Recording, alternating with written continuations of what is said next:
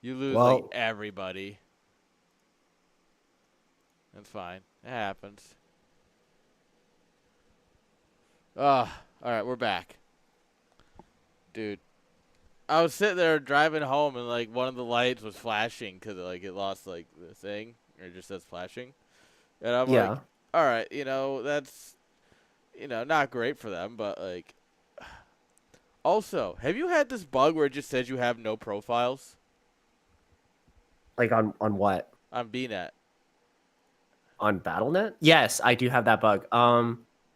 I have had that bug before. You switch. So in your launcher, you go to options, or sorry, no, you don't go to options. You go to regions and you switch your region, and that should. Okay, one sec.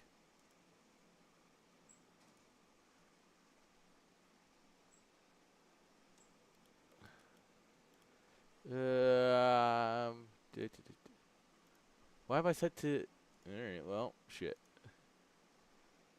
Fix. My audio software would launch. That would be sick.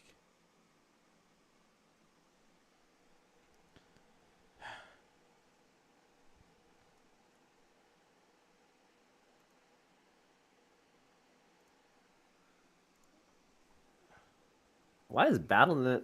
Why is BattleNet so ass, dude? Like, I swear, it doesn't connect me more times than it does. Like, Dude, I every time I log in, it's just like download failed, and now it wants me to log in. It's like, who the fuck are you? I'm like, dog, why do I have to log in? I'm logged in on BNet. Oh my god, I hate Blizzard so much. Blizzard. Yeah. All right, come on. 18th time the charm.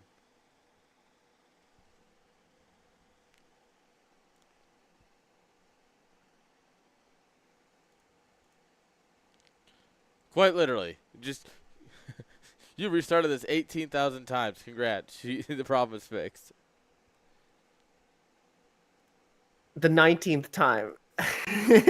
You just got to go until it works.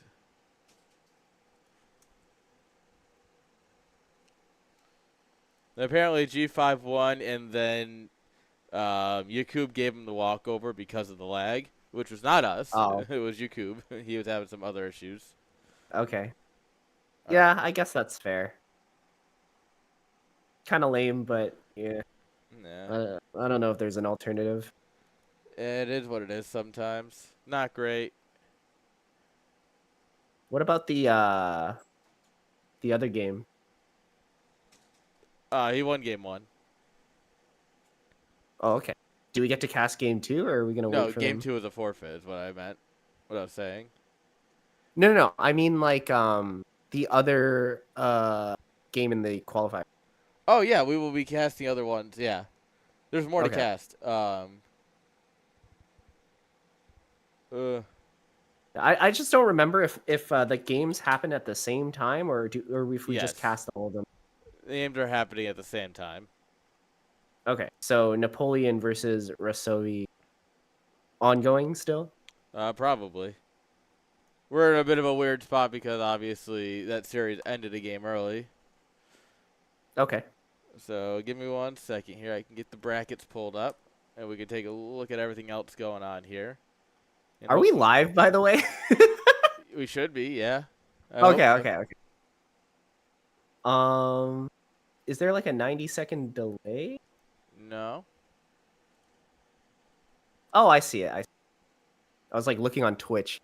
Channel wasn't showing up, but I guess I had to refresh again. Yeah, it's when a channel restarts, it gets all sorts of weird. Yeah. All right, let's go ahead and look at this. All right, Group 1, obviously, is one we were casting. G5 with the 2-0. Napoleon and Razovi fighting it out. Yakub trying to get his internet working for the lower bracket. Hopefully he can get that going. I do want to get into G5 versus the winner of this. I'm very interested. Yeah, that sounds like it'll be fun. Sony lost to Radley. That's understandable. Radley's kind of good at the game. Neon Zerg and Klauso fighting it out. That's another banger right there. The nice thing about the Wait, qualifiers, wasn't Sony in chat he was just like earlier. earlier? Yeah. Okay. Played his game. Very quick losses, apparently. Poor guy. Got Striker versus Double, Ozzy and Rhett.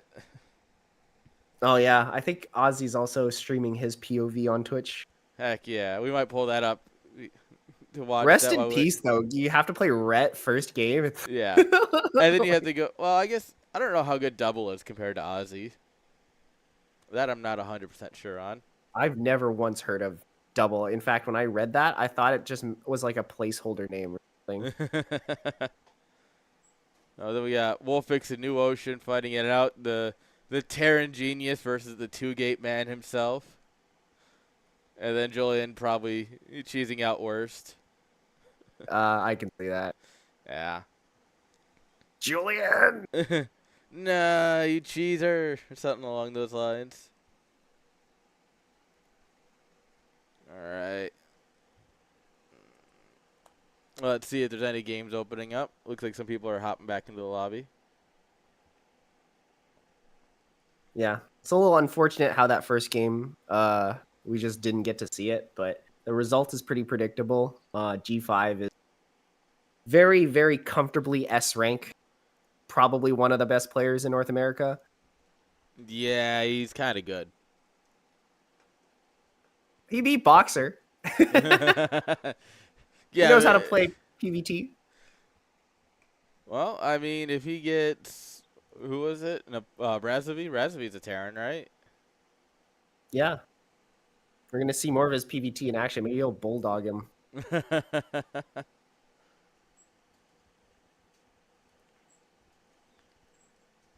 Let's see. Let's pull up Ozzy. Let's see how he's doing. 1 second here. Well, there's the button I'm looking for.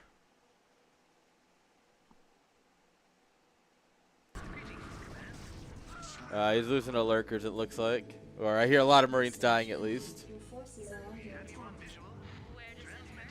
Honestly, this game state looks pretty good for him. Yeah, there's actually not that many lurkers there. A lot of lings running by, but it looks like he's caught that. Like, he has really good map control right now. Oh, don't lose the vessel. Yep. Oh my god. And a And he might snipe the play. defiler? No. Oh, no, that's pain. Plague is pain. One random tank. Yo, what a Chad. One Muta's just waiting.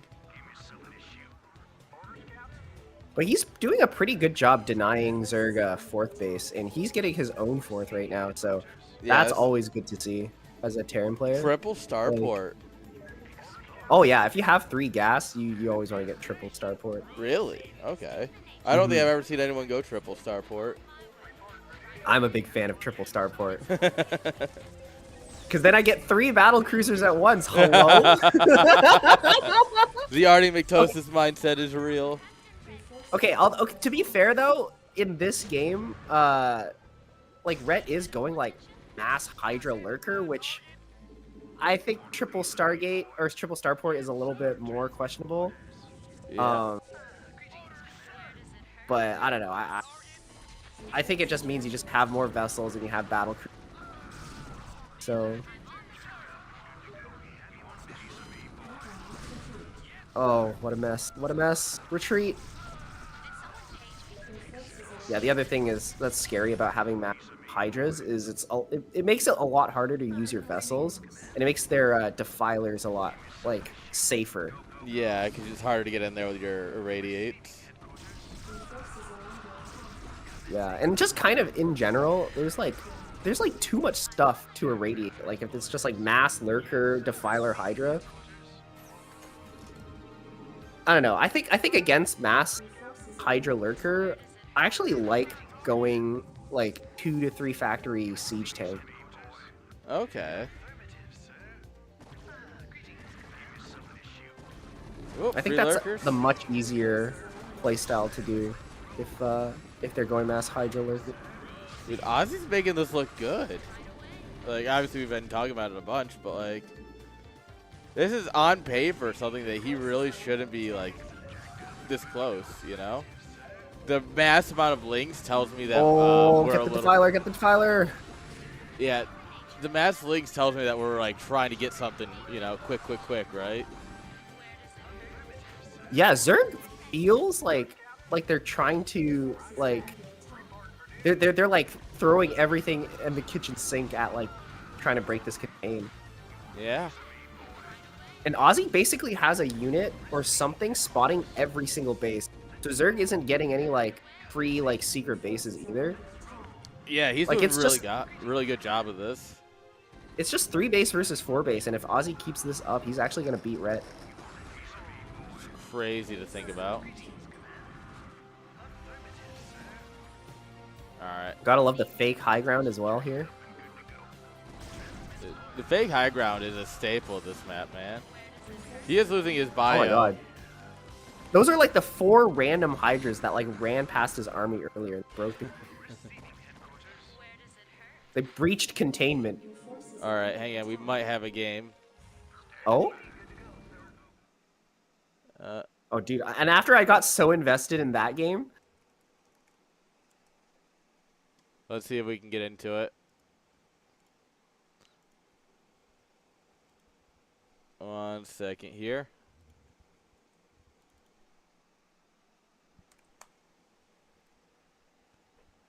Of course, it is Sony, so we are going to be playing on Andromeda. Thanks a lot, Sony. I hope you're happy. Man, Andromeda. An old man. Yeah. Do you know what Andromeda actually reminds me of a little bit? Metropolis. Like the way there's like a tucked in base. And like the high ground is like a giant U shape, pretty much. Yeah. Oh, I know what you're thinking of.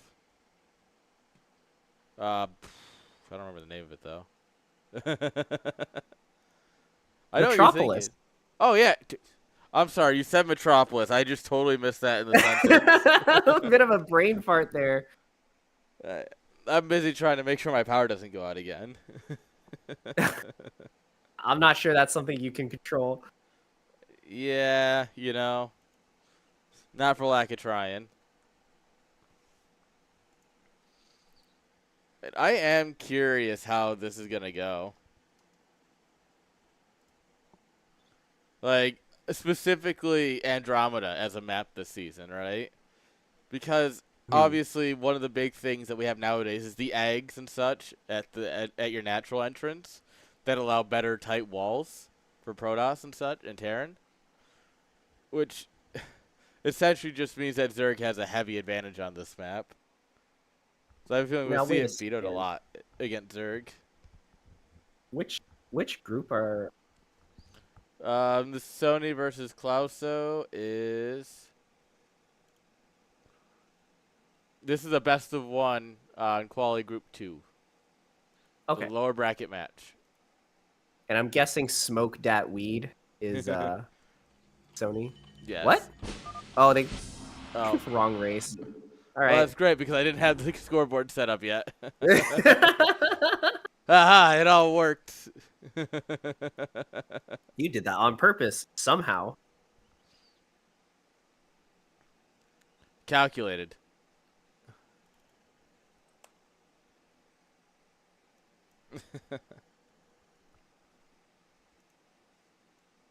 I saw one of the players' names was Smoke Dat Weed, and I thought it was you.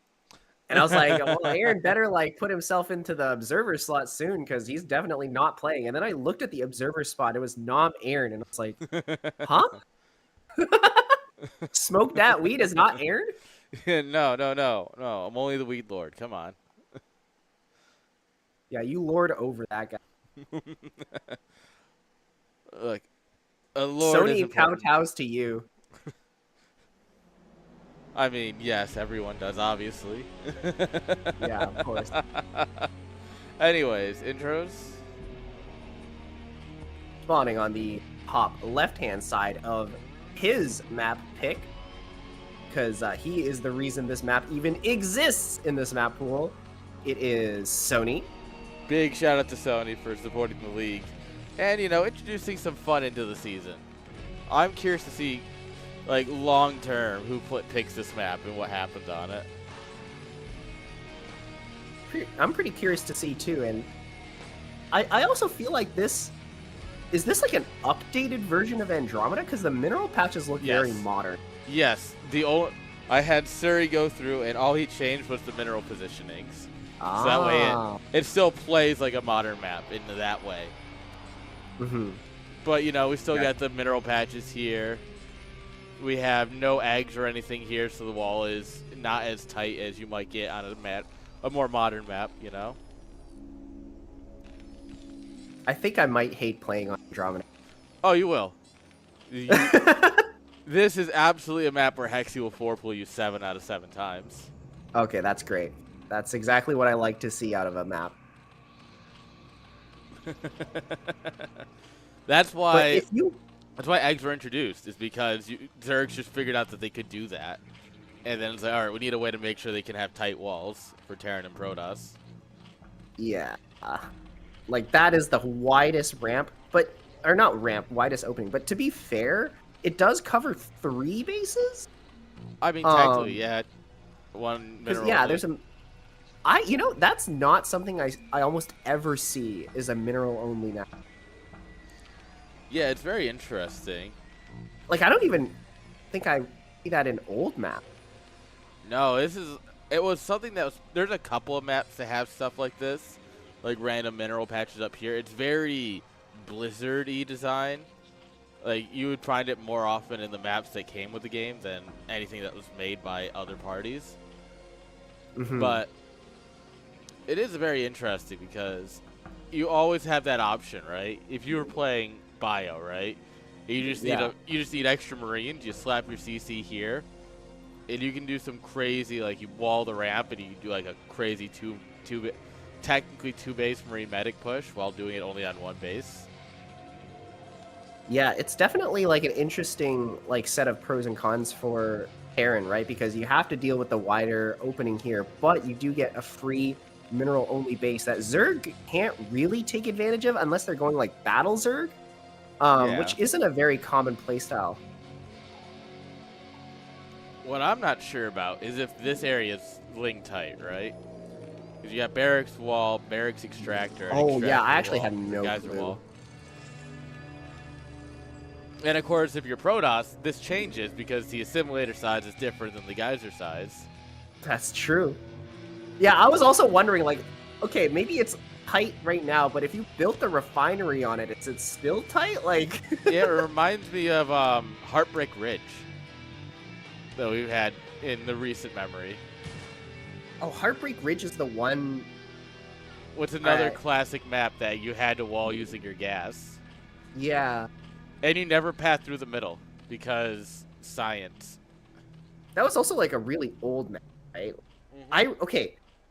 I remember Heartbreak Ridge looked really ugly. Was it the ugly map? I mean, it depends on what you view as ugly. I thought it was... colorful wise, it wasn't anything interesting, for sure. No, but like, okay, if you look at the preview of the map, I'm just like, this looks like it was bandaged together with like duct tape. I don't know how else to explain it. It was the map where you could, what's the term? You could, you could wall someone's natural and main by dropping your racks in the middle. I'm so glad we're not playing on Heartbreak anymore.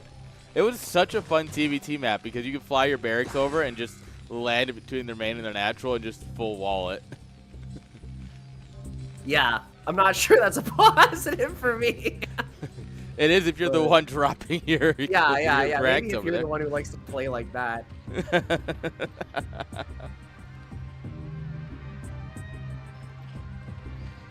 Okay, we're going Hydra. That's interesting. Old school style, old school map. Sony never left 2008, it confirmed. 2008? Like, I feel like this is even older, like, this style of play. Like, so I know before Muta Micro was invented, everybody lurkers really fast. Yeah. But that was like 2004. Yeah, that was early aughts. That was like July Zerg days, right? Sounds about right for that era. But okay, I can also kind of see that that kind of style even like takes a while to catch on and to actually get really good at that sort of micro. So I can see this being like definitely like an older style from around that era, which is always kind of fun to see. And a lot of these older styles are also like more noob friendly styles, so like they're just a lot easier to play. Yeah, and you got to remember this is a best of one, right? Because we're in the lower bracket. So this is the kind of spot where you do something crazy, where like a lurker rush for the hidden base. You know? Oh my god, the hidden base. And if you Does anyone ever take the center base? I mean, you absolutely could. You know, this is kind of if you're taking this, you're already winning, kind of. Or either you're really winning or you're really losing, and there's no middle ground. Oh my god, what was the name of that map that had a donut in the middle? You know what I'm talking about? It was like a Twilight map.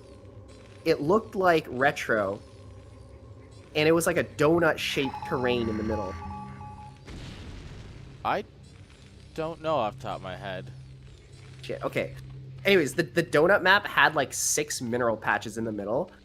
And I remember there was a surprising number of games where Terran's 4th base was the middle.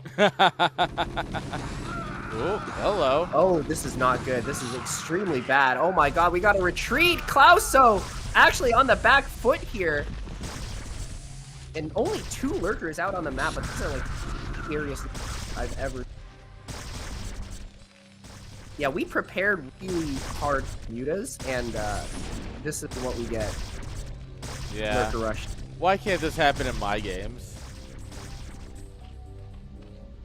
I don't know, man. Why did he not scan and see the Hydra Den?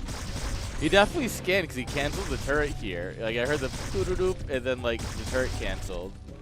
Yeah. I mean, it's possible that it was just a bit of a late academy.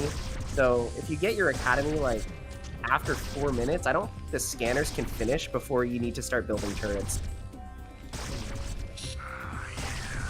So it is possible that maybe the timings got messed up a little. Maybe he just wanted to start the turrets early, to assume that it was going to be Hydras or it was going to be Mutas regardless.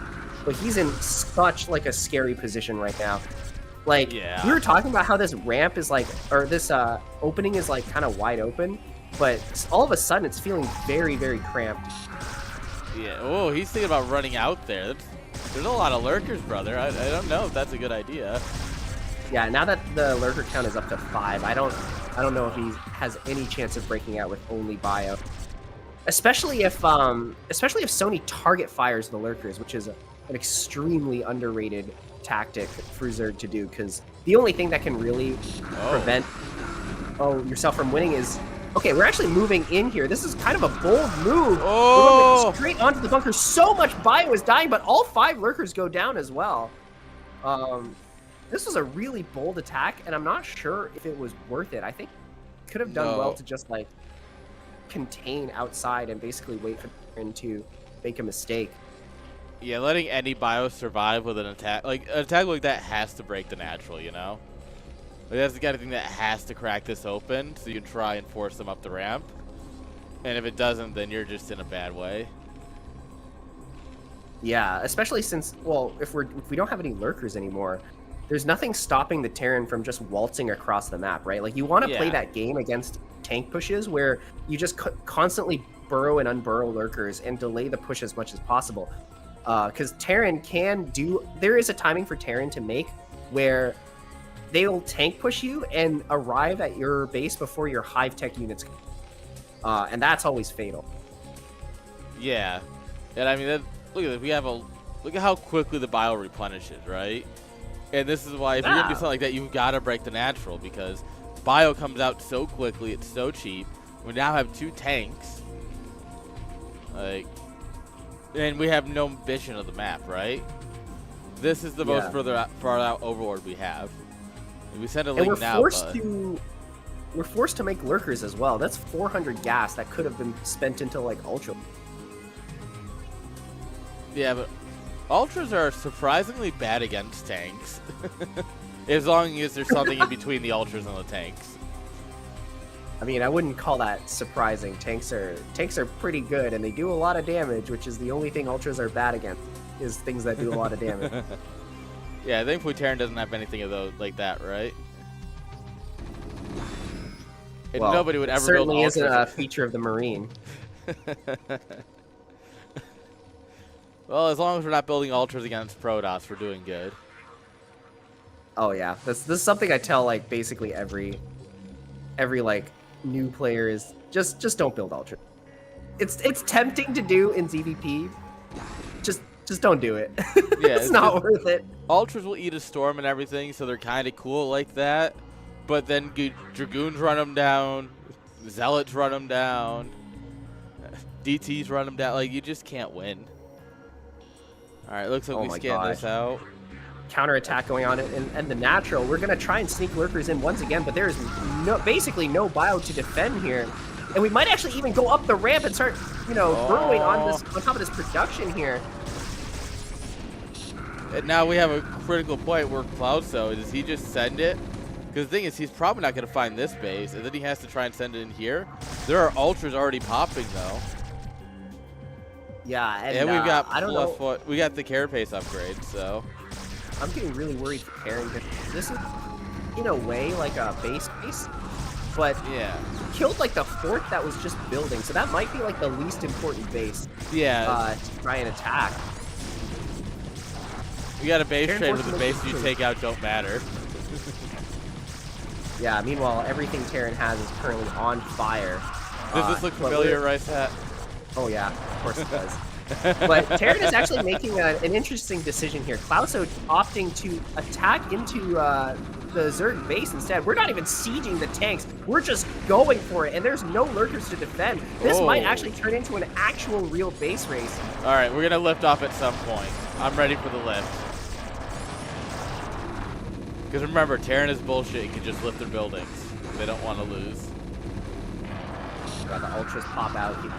The problem is that there's no real world where Clouso beats this army, right? Oh yeah, especially now that there's like 2 tanks and like a pretty decent sized bio army just sort of camping the high ground here. And look at how much damage the tanks do to Ultras, even unsieged. They really are like a bit of a counter, a lot more than Marines, I'd say. Yeah, but the problem is we're running out of DPS and we still have lurkers. Oh, that's true, actually. That's true. Yeah, we have to lift and run. Any vessels? No. Wait, not even no, one. We do have one. No, we have one. No, we have right. one. Zerg is cooked. I think Zerg is cooked. No, like we're gonna the problem all is the this tech base here. still exists. Okay. So that is the biggest issue right now, is that he's gonna kill this, and then he can't even spend his scans because he has to fly away first.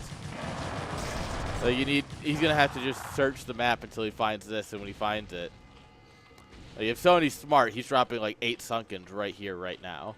I think what Clouso could do in this is just move back down to his base with the main army, and just kind of play the game from here. Did he lift off his other command center? No, it looks like that died. Oh. So there's 1 CC, some burning production. Oh, what? All right, he sees the creep. Okay, that was just sent there to scout. That was definitely just sent there. I don't know why the. He's trying to find the bases. He finds this one coming on up. Finds this drone. Like, he absolutely understands what he needs to do right now. It is just a very awkward spot. He doesn't even have a radiate. Oh. That's not good. But you know what? Like, his army might still have critical mass. Oh, good D-Matrix on that tank there. That tank actually soaking so much damage from the Zerg here, but the Zerg might just have too many units. Yeah, this is what I was concerned about, is that because Sony's had this extra base running during the base trade, he could just outproduce, and yeah, we're whittled down to 8 supply. GG. G. Also, Dang. sad, unfortunate. That was unfortunate, I think. That was like a really I don't know. sneaky, I think that was like, great as a Zerg player. I think that was fantastic. Like, I don't see the all right. issue. That looked like so many of my games where I like move out with Yeah. huge army and they just run 5 lurkers past, and I was like, oh, okay, I guess. All that was missing is I can't believe I'm about to lose 2-0 to Aaron. That wasn't even what happened in our games. Whatever. You're right. You're right. There was no lurkers involved, just ultras. Yeah, you just went crazy. I still don't really know how to crazy, honestly. I recently lost a Mech. game, an unlosable game against Renek, who just like ran around with the ultras and caught my army. I had I had something like 160 supply, and it all died because it's so hard to move around like massive bio army. Yeah, that's hilarious. I'm sure you do find it. But Sony says Andromeda plays from 2003, baby. I mean, yeah, and it works. Don't hate the player, hate the game. I do. No, we actually in StarCraft. Never mind, we hate the game. Yeah. Fuck this game, man. Yeah, that's pretty relatable. All right, it looks like Ozzy won game 1, which Good is job. nuts. Rhett is an amazing player. Yeah, So the problem is he goes against Striker next, and it's like, as much as I want to be hyped for him, it's like, all right, Red's a great win. Can you beat Striker? You know? yeah, that one's a little harder. A little harder. Rhett is one of the top players, and I think Striker probably is the top player in North America. In North America. Especially now that Gypsy, like, I don't Korea? think I've seen him play like at all. He's in Korea, so he's been Oh, doing. is he? Yeah, he's been. Well, I mean, he's been doing the Gypsy thing of, all right, I'm doing really good. I'm crashing out. Delete everything. I'm back. Bring everything back. I'm crashing out. Delete everything. I see. So it's the Gypsy moment. Unfortunately, But I for the mean, guy. yeah, without Gypsy, like, I think Striker might be like undisputed best player in North America. Yeah, without Gypsy, it's well, G5's in Kansas, so like. Yeah, but G5 also hasn't played in a while. Like, I haven't heard like you can't say that. Like, Yeah. maybe he will be a contender after we see like an amazing performance from him in this IPSL. Oh, true. But like, I don't know. I feel like if he hasn't practiced, he's probably just washed. To be fair, him washed is still like a top 16 player in IPSL. Yeah, You know? yeah. But I would not put him on the same rung as Striker, Striker. especially if he hasn't practiced. Like, That's fair. Yeah, that's really all that comes I guess we'll to just mind. have to see what shape he's in from the rest of the tournament. Like, he definitely has the potential to be the best, but yeah, we'll see. Yeah, no other players really come to mind in terms of like who would be better in the NA scene. Yeah, Like the only other players I'm thinking of are like Dragon. Dragon's up there for sure. Hawk, maybe. Oh yes, Hawk. Yeah. But I still think Striker beats them on a more regular basis, you know? Mhm. I mean, Machine's up there, but once again, I don't think he beats him consistently. I haven't really seen Machine play that much either. Yeah, Machine's been a bit inactive. All right. In terms of Terran players, it's like Artosis, I guess. I can't think of any other Nesh. Terran players that are up there. Nesh. Isn't Nesh like an A rank player though, or is he a lot better? I think he's high A, but he plays pretty well in Okay. a tournament setting. I see. He did look pretty strong the last I saw him play. But yeah, I don't know if I would say he's a contender for top NA player. Yeah. Whatever happened to like Terror? You know, I haven't heard that name in a hot minute. I don't know. It feels like so many people come and go from the scene, you know? Kind of feels that way, yeah.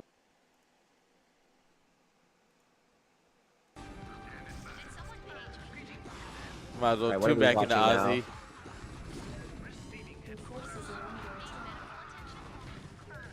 Man, Oh, it they looks like capable this playing a game is non-late game. This is game much looking less a good. lot worse. Yeah. You know what that means? Game 3. Yes. And at this rate, no one's gonna have a game dropship? before. Ooh. Dropships are always exciting. Dropship is great against lurker play because it's so easy to catch Zerg out of position. Oh yeah, for sure. And in like a 4-player map like this where Zerg is trying to take 4 bases, Yeah. like sometimes you just have to do it. Like the contain strategy doesn't work nearly as well on these kinds of maps because like it's hard to prevent them from taking a 4th. Yeah, because you just take it natural, you can sunken it up, and then, you know, suddenly you have a main for free, you know? Ooh, what a plague. Oh my god, disgusting plagues. But we do get in here, and there's so many overlords. But we don't target the overlords. We actually target the Ultralisk Cavern. No. Oh, Surge are so stupid! Dude, what if we just started targeting a lot of fire bats being built? It's interesting choice. I mean, oh my god. There's a Ozzy lot of does dark forming. okay. This is something that I've tried to stop doing. Ozzy does the thing where he clones like the science vessel. So he has like selected 6 science vessels and he just clicks irradiate. And he just trusts that he has enough APM to prevent all 6 from irradiating at the same time. You want to know what the difference is? Is that he's like really good at the game, and the rest of us aren't. Okay. Like, let's be honest. Oh, well, I say that, and then the biggest plague. Yeah, that RB just got completely wiped out, but we are remaking dropships. Covered in ketchup. I can see why he's going for fire bats now. Seems like Rhett is just mass producing lings. Yeah. Maybe he has a lot of like drones mining minerals. Like the worker count is going insane for him. Oh, here comes the singular muta. Oh yeah. The singular muta. Oh my god, this vessel micro though. All right, we're gonna try drop once again on the bottom left side here. There isn't a whole lot to defend here. Wait, did he rebuild that Ultra Cavern already? Yeah, apparently. Or did it never die? No, because what it a great position. It would be bleeding out if it hadn't died. Oh, that's true. That's true. So he just rebuilt it. Oh my god! No! He did that! He did it too! Do you see how like 5 vessels irradiated at the same time? This is why you don't do that. Yeah. It happens to A-rank. Not looking good, too. guys. Wait, what rank is Ozzy? I got It's like 2K, I think. A-rank. He's somewhere around 2K. Okay. Yeah. I think we can tell where this one's going. It looks like we might have some games. Unfortunately for Ozzy, this game looks a lot not as good. Yeah, it might be a game for.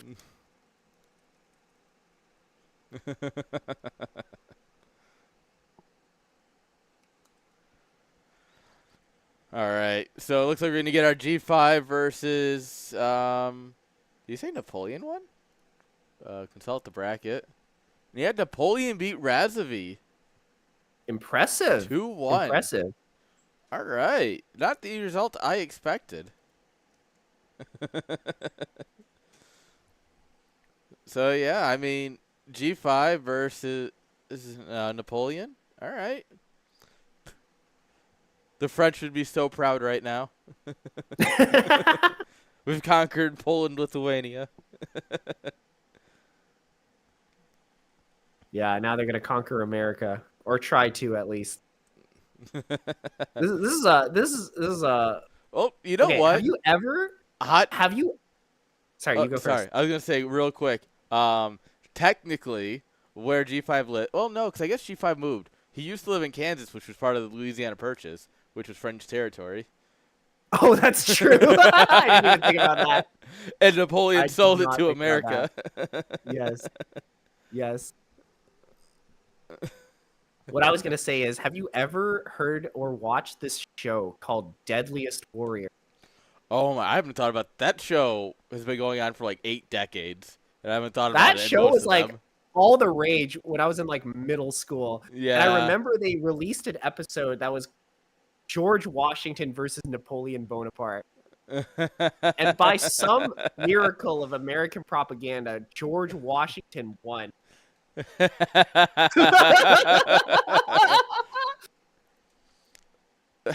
Wait, think about that for a second. Like, what? I mean, like, I no, I don't know. You know, I obviously as an American, George Washington's gonna win. That's like very easy to pick. Yeah. we can't have the French winning. Like, are you kidding me? No, I mean Napoleon was probably the better tactician. But I think if it's just like a fist, like if it's just like these two going at it fist to fist, I think George Washington was considered Oh, the that's better true. fighter. George Washington was definitely bigger than Napoleon. Yeah.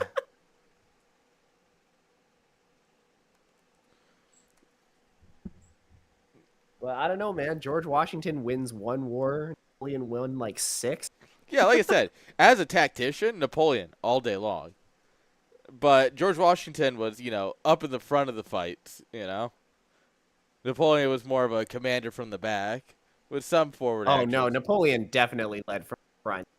He Oh, was a baller, dude. Like there's this but one. not as cool. I'm a huge Napoleon nerd, but if you couldn't tell, but there's this one very famous battle where he led a charge Waterloo? across the bridge. No, that one was. Okay, can I go on a rant? All right, so Napoleon like won the most amount of battles out of any general in all of human history. But the one battle everyone remembers is the one where he lost. Like, life is so unfair, man. Like, what do you mean? Remember, no matter how good you are, history only remembers your failures. That's so true. It's tragic. No, Alexander the Great had fucking plot armor, man. Yeah. Alexander the Great's superpower is that he didn't die for some reason. Yeah. No, so many times where it's like, oh, everyone died but him. You know what Alexander the Great's best tactic was in every battle is he's just like, I found the commander. Charge. Yeah, get him. Get him. Get him. Get him.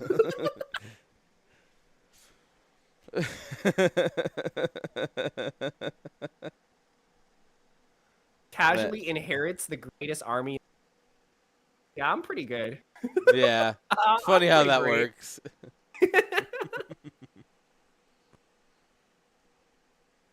Man. Where's our next game? What are we waiting for? They're like, hey, we're like getting ready. We're doing vetoes now. And then Napoleon just didn't reply, apparently. So now they're just doing vetoes. I feel cheated. We could have watched Ozzy spiral Not looking into good TVC for you French hell. people, all right? This is your man. This is your leader. This is your emperor. And he's just ghosting. And can I Wikipedia.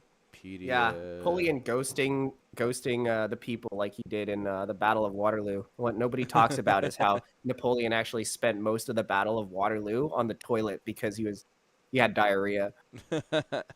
Probably didn't help the outcome of the battle. You know what's even better? Napoleon the Player's finish. Oh, finally. That's what I thought. I was sitting here. I'm like, I don't think he's actually French. Go. Oh yeah, he's irrelevant. He's Finnish. Oh my God, NCX, the king of comedy. Is that why we call it the Lou?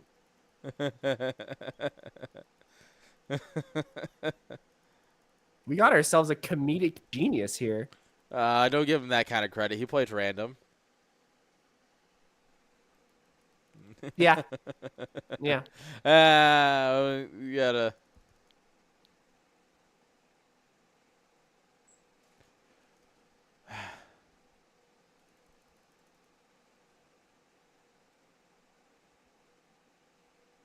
All right, yeah. I hate Blizzard. Just Yeah. generically, sometimes. Yeah, we all hate Blizzard, don't worry. I still remember when I learned about the fact that the reason why StarCraft isn't on the world, what is it, the Esports World Cup, is because Blizzard just like Oh, was being like really difficult negotiating licensing or something. It's just like, oh my so god. the big thing for StarCraft 2, and for legal reasons, I'm gonna say this is all hearsay. For legal reasons, however, it might be people who were in those rooms, but for legal reasons, all hearsay is that not this EWC coming up, but last one. The reason StarCraft 2 got announced so late is because they reached an agreement, and then Blizzard's like, "Cool, you're gonna put on the circuit for it," and EWC went, "What? No." And Blizzard went, "Cool," and nuked the deal, and they had to Wow. rebuild from scratch. Yeah, that is also what I heard. Yeah. And then this year, EWC was like, "We're not dealing with that again," and then just didn't pick up StarCraft 2. And I'm like, this was the most telegraphed thing. People in the StarCraft 2 community who are like, "Why?" It's like, guys, this was the most obvious thing coming if you kept your ear to the ground at all. Anyways, would you We like don't to need introduce? Blizzard. It is NAKR's G5 spawning on the bottom left. Even though he's not a Korean. What does NAKR stand for? North American Koreans was the original thing. Interesting. Spawning on the top left. Our Frenchman, who was average height. It is Napoleon, playing for Team Red.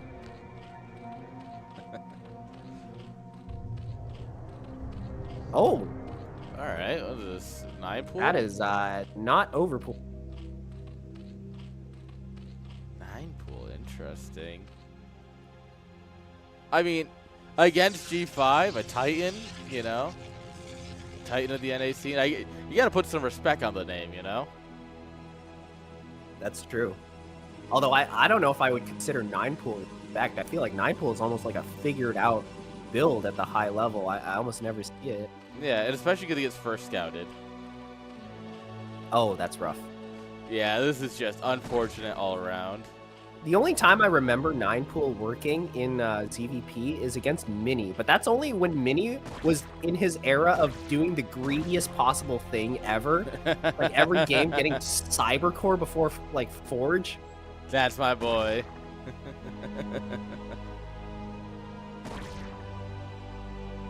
But I don't know. G5 doesn't exactly play like. It's definitely a decision. You might get punished for it real hard. You just go 2 cannons before Nexus. If you're really feeling it, you know? I mean, you could technically probably do cannon, gateway, cannon. But that's a very big gamble. And you're really just hoping that the links stay around to catch your probe. Yeah, Napoleon isn't even going to commit to, like, the attack. Like, he's literally just using his 6 lings to catch the probe, which unfortunately isn't even really working. Probes are slippery, brother. Yeah, they are. But, okay, he does eventually chase it out of his base, so that's a small victory for him. But, yeah, Zerg is definitely behind. Zerg is definitely behind. Beautiful little optimization here. Canceling the cannon. Oh, okay, I didn't even notice that. Yeah, good catch. He did cancel the cannon. The Overlord's just continuously going. Honestly, like, has any Zerg player ever, like if their 9 pool gets scouted, they just don't build the lings? The thing is, if you don't build the lings, you have thrown away, you're throwing away a bunch of economy for an earlier pool, and then you don't make the lings, right? So you've lost out twice now, right? Okay, I see what you mean. A 9 pool But it is really good if they go gate first, to be honest. Like overpool's better, obviously, because it's more economic. But the idea of an early, like a pool first build against gate first, like if he sees the 9 pool and he's going gate first, he immediately has to put Zealot Probe on the ramp. Like first Zealot has to stay home, because no matter what you do, you can always threaten to just leave your base and go run into his, right? Okay, I see. So it's a bit of a rock paper scissors game a little bit, where 9 pool will usually do well against gate because it forces like a pretty strong reaction from Protoss. But if Protoss goes forge, then nothing really of value can be obtained. Correct. It's a gamble for sure. Just like making your lair in the natural, hoping that he wouldn't see it, which he didn't. This is also an interesting move. So, okay, Napoleon. So I don't remember the master tactician. Yeah. Yeah, Napoleon Bonaparte, Mr. Bag of Builds.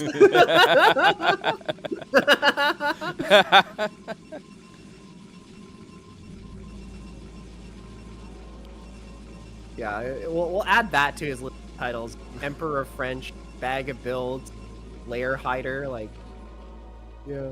Filthy Lair Hider. It's an interesting move, though. I wonder what he's cooking. Really, it's is gotta it be fast mutas, right? Yeah, it's gotta be mutas. Be fast lurker. Yeah, okay. It's gonna be places it in the most unscoutable location possible if you're not playing against Terran. It's also, if they get Zealots in here, they're stuck trying to get Zealots in these little gaps here. Yeah, I'm actually surprised more Zergs don't put the Spire there. So not every map has this spot, and also it's, it just fits. What's more fun is hiding a Sunken back here in a ZVZ, like getting some drones into someone's base and dropping a Sunken here, and they just go, bruh. I'm guessing that's a tactic that you like to frequently use. I would never. No, this is you're too honorable for that. This is slander. I'm an honorable +1 macro Ling player. All right, Corsair out on the map. We're gonna see the Hydra Den. We're gonna see the hatchery. Are we gonna see the Spire? We see the lair, not so hidden anymore, and Spire is in fact. So G5 knows everything, and that is why we go Corsair. Take that, Sairless players. At Vint. Take that, Vint. So the biggest thing, right, is that he doesn't know how much we're committing to the mutas here. It could just be 2 sets of Scourge to deny Corsairs and to try and save your Overlords. Or it could be, this could be a ruse and he's going heavy into mutas, right? And he doesn't know, so he has to drop at least 1 safety cannon. Yeah, and that's kind of what makes going for an early Spire such a good move, as Zerg to do. And we do see it is going to be a pair of Scourge, so we're committing very little into this Spire tech play.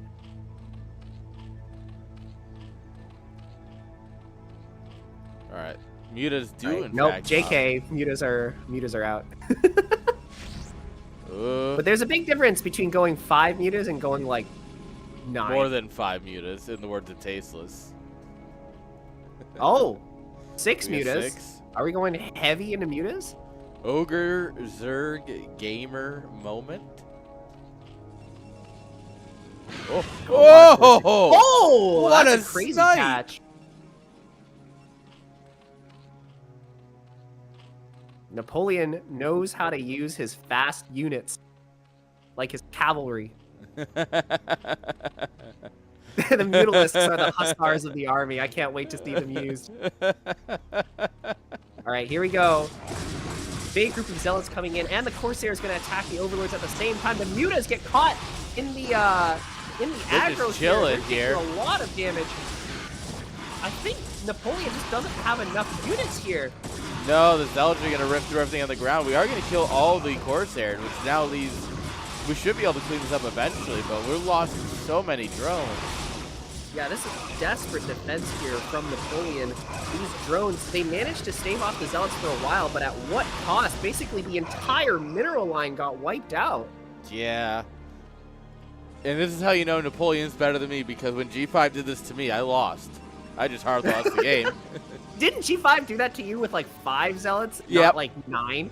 True. Ooh, DT on the way. Well, unit good. Yeah. Man with cape. Here we go. We're gonna try and make a comeback here with our hussars. They're gonna perform a charge to try and break the line. But a couple probes do go down. One cannon does get up near the mineral line, but it's not gonna cover the whole thing. Oh my god! Okay. Yeah, he thought about it. That's good there. One cannon goes down. I think that cannon might be a little bit Ooh, there we go. Yeah, that's a good one. And the Archon does come forward. He has to be really careful. He doesn't want to lose the Mutas! Oh, no! Right. Okay. Our beautiful hussar. The cream of the army. Yeah. Rip Poland. Poland in shambles with their winged hussars. Yeah. The Polish light cavalry defeated behind enemy lines.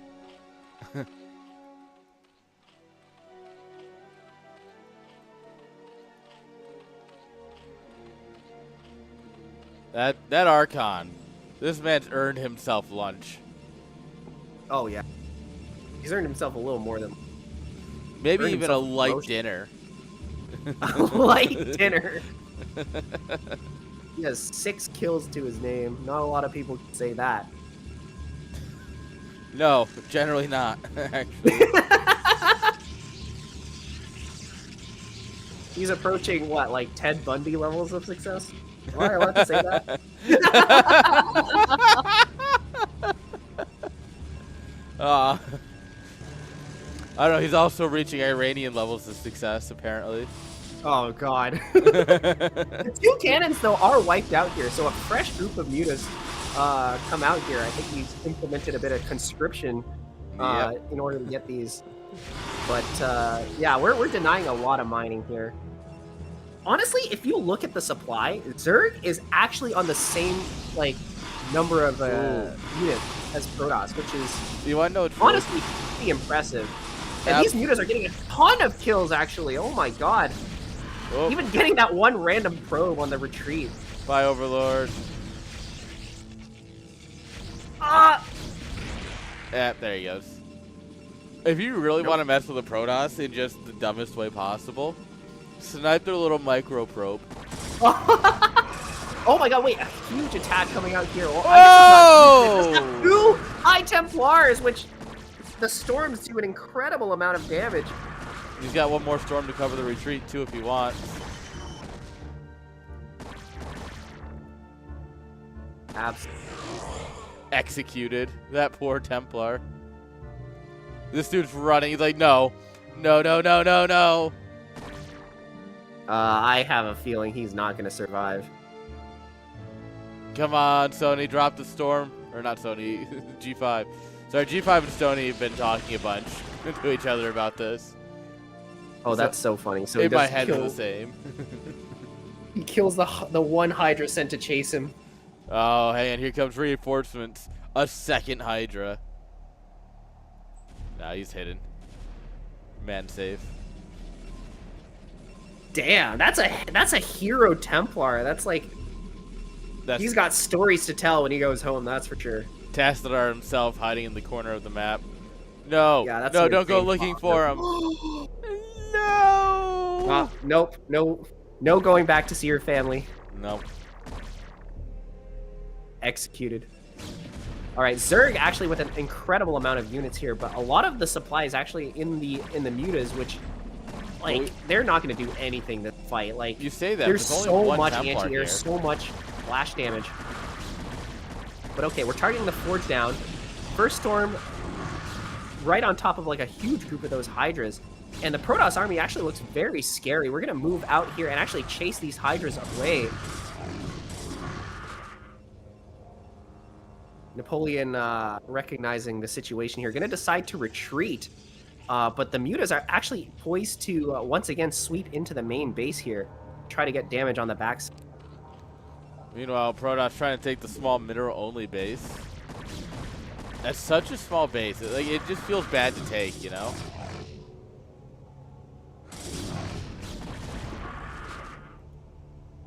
Oh. Alright. Oh, beautiful catch there. Grabbing the only High Templar in this army. Oh my god, Napoleon's army is so spread out here. Like, he's kind of retreating. He's kind of scattering in all directions. Yeah. He can't win a straight Protoss fight here, you know? So he's doing a Yeah, really good job of G5. trying to make sure he doesn't take one. G5 doing an amazing job of keeping his army together and not chasing too far, not overextending either. Alright. We got another base coming up here on the right side. This is one of those ones that you're just never going to scout, though, right? Because it's like you have to come all the way down and around here to get into here, or you can go this way. It's just never going to get scouted. All right, the lurkers are out. We do have observers, but not a whole lot of goons. So this is actually quite a scary army for Protoss to deal with. But we do have our third coming up. So Protoss not actually in a bad position. I don't think we actually really need to push anywhere in particular except for the hidden bases that are being taken. Yeah. But we're only going to push there if we actually scout it. Oh, good catch on this probe here. Beautiful.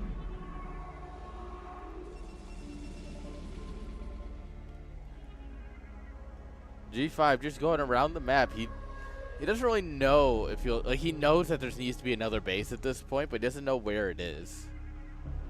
And it feels like he's hunting for that, expecting it to be top right at this point. But it ain't. Yeah, this is kind of a state of the game where you would expect another base. A little bit of an air scuffle going on here. We're gonna kill a bunch of Corsairs, but Muta's actually gonna win the fight, which is huge. yeah, that's not exactly something I was expecting. But now that reinforcements are finally coming, these Mutas should be dealt with, but not before they kill 2 more Corsairs and maybe even the last one. Nah, Only they're knows running. when to retreat, unless it's Russia or Spain. Yeah. Then he stays there way too. Look, it's just, you know, it's just the Strait of Gibraltar. How bad could it be? All right, now Napoleon is starting to feel confident once again, and for good reason. The supplies are once again quite even as well, 140 to 148. And with Protoss trying to take this base, like, we can't allow that to happen. There's no way. Yeah, he's hoping to so- get in here, because if you can deny this from coming up, then you don't really have to worry about Protoss doing anything for another little bit, right? Yeah. He does manage to get lurkers buried under here. It's a pretty good choke point for them, but the choke point might end up turning out in Protoss's favor if he can get some nice storms going down on these Hydras here. The cannons are being picked off before they can even finish, and 2 lurkers buried on the middle line. We might get some probes here Where's and the get a storm? huge amount of damage done. Oh my god, an incredible storm dodge. Oh! Hits and the Hydras go down. The lurkers are not targeting the probes, unfortunately. And Napoleon forced to retreat, but not before getting the last Corsair. Wait a second. He's battling it out. 1-1 Goon Yeah, I don't think versus there's 1 enough Hydra. Hydras to really deal with this, and we're not also not fighting in lurker. So Yeah. I think G5 barely managed to hold on here. Alright, we storm our own zealots. Always beautiful. Bad weather has no favor. What are you doing, Yeah, Archon? tell that to Napoleon when he was retreating from Russia. Yeah. Tell that to the storm. Oh my god. The wind that took down my power earlier. Yeah. Big lurker attack here, but there he's gonna get stormed to death. Oh my god. Oh, there's no Bad observer over weather here. doing a huge number on Napoleon's army here. Oh my god, one of them does survive, and if B5 doesn't realize that, there's no way. He knows it's there, right? Yeah. He's just out of storm and he doesn't have any observer nearby. Like, it's all the way over here. I think he's lost it. These attacks have been very costly for Napoleon, though. Like, this is, what, 7, 8 lurkers that went down to deny mining and kill 2 cannons? Yes, but if you're gonna play Battle Zerg like this, the Hydra Lurker style, then that's fine. As long as you're continuously denying bases and mining, you can play Battle Zerg like this pretty well. The Yeah, trick a is you ton have to of be able to cannons die to going this. down here. This base is incredibly well fortified, and this small army should be enough to drive it away. Yeah, this 2 is High only Templars the coming up as lurker. reinforcements. Let's see how good the storm is. First storm is mostly a miss, but it does kill the lurker and force the army to retreat. So ultimately, pretty good for the Protoss. Zerg, meanwhile, getting his 6th base? 5th base? I think that's 5th base. Yeah, he hasn't He taken never that took one. this one. So that is going to be base number 5 for Zerg. But yeah, Protoss on 4 bases, I would argue almost is even scarier. Oh yeah, if you can deny the third base for Protoss, it's an instant win. If you let the third base get up, you're going to the late game. If the fourth base comes up, you're gonna have a bad time. Especially since now he's at 3 gas, he can just have infinite Templars. We're gonna start seeing robos coming down at auxiliary bases here probably the next few minutes. Oh yeah, I mean the first robo is already up with a shuttle out as well, so you know he's preparing for Reaver. I don't see a Robo Bay actually. Oh, maybe it's for Storm Drop. Storm Drop is incredibly scary. Oh look, 4 Templars are already gathering. Yeah. This is what I mean is looks that like you might get be the case. you can just start pumping Templars, and that's when Protoss gets real scary. A crazy high ground position here from Zerg, about to get busted by the Protoss. They have so many Dragoons here. God. Dragoons are very good against Lurkers. Look at all the misses, though. Yeah, this position's really strong. Yeah, there's just numbers, of course, will win this in the end, but Guardians, Guardians? love to see it. That is really cool. Oh, Unfortunately, like everything else, it dies to Storm. yeah. But at the same time, this base also getting hammered. Napoleon attacking everywhere that G5's army isn't. It is a true tactical mastery.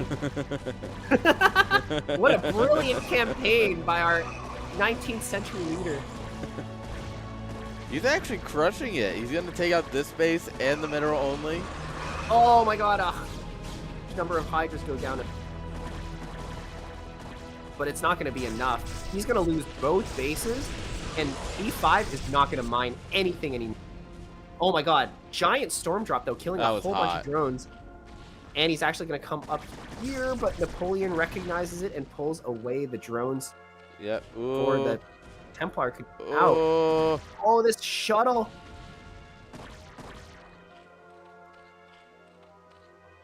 Shuttle, is it going to survive? It does not survive. No way. That was close. Ooh, free lurkers. You know, Costco Yeah, sale what on a- lurkers. What a masterful counterattack orchestrated by Napoleon here. Like, and this army in the middle of the map is getting whittled down as well. And during all this, Napoleon still has his 3 o'clock base basically pristine, untouched. Yes. We've had some surprising games, it seems, today. This one's been pretty back and forth too. Well, actually, maybe back and forth isn't the right way to put it, but it was pretty even until now. Yeah, there's a But lot of battling for positions and Seems like such. Zerg is pulling ahead.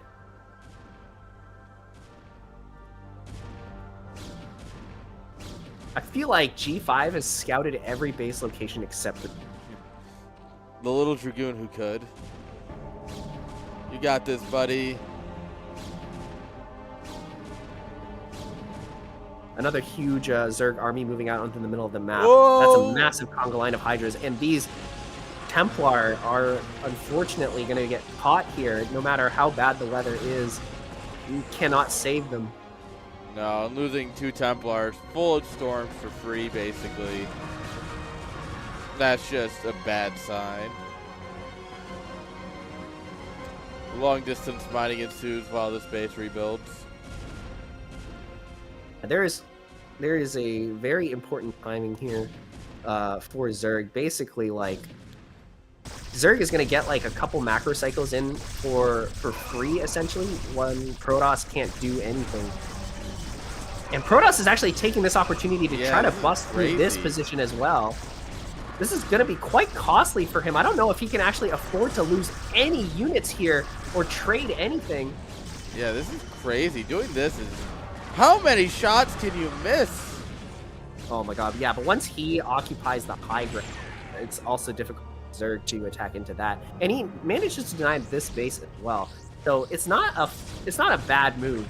It's just a risky one and a costly one. And I'm not sure if it's really worth it. Yeah. That base that was supposed to go up like 8 minutes ago, finally getting denied.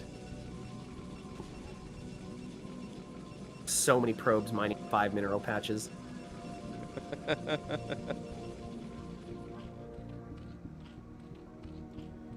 I'm getting a little bit worried for Napoleon. Like, I think he's in a pretty strong position, but Protoss has been able to deny basically every single base that he's been trying to get up in the past like 5 minutes. But it might be too late for Protoss at this point because Napoleon has built up such a huge army. Oh my god, look at the amount of Templars in that army. Jesus. Just a couple. That is so many. Yeah, this is just in time for Napoleon's big attack here. He's going to come up here, snipe two of the Templars. Ready. And I think at this point, like, the macro of Zerg might have just caught up, unless, like, everything dies. That was... just if you're a Protoss player, that was hot. I like how you needed to add the if you're a Protoss player. Well, if you're a Zerg player, that was definitely not hot. Not to be biased or anything. Napoleon's economy might be he might be running away with this game. Yeah, there's no game state where Zerg should be 40 supply up, you know? G5's micro has been really good though, and it's been keeping him alive, but he needs a fourth. Like, yeah. He can basically stay alive for like 2 more minutes, say. Yeah. Most. I think this is just proof of how good mechanically G5 is. Like, he is truly an incredible player, and it shows in the fact that he's not dead yet. But he needs to do something crazy for him to still have a chance in this game. All right, the Lurker's actually finished just in time. Oh! Crazy good storms going down here. He's actually going to bust through this position against all odds. All right, Rice Hat, we can both hate Protoss if he wins this, all right? Yeah, all right. Deal. I think he's out of storm though. Like, that was his last Templar. That would have been a juicy storm, by the way, if he like got the Hydras right here, right here. Yeah. But yeah, at this point, it might just be too much. I think G5 might be forced to tap out. Yeah, GG is called. What an incredible game number 1. Damn. Tactical brilliance from Napoleon. Is Napoleon actually French, like the player? He's Norwegian, right? Didn't we just cover this? Cover this? He's Finnish. Oh, he's Finnish. Yeah. So yeah, he has Sarah how to win, clearly.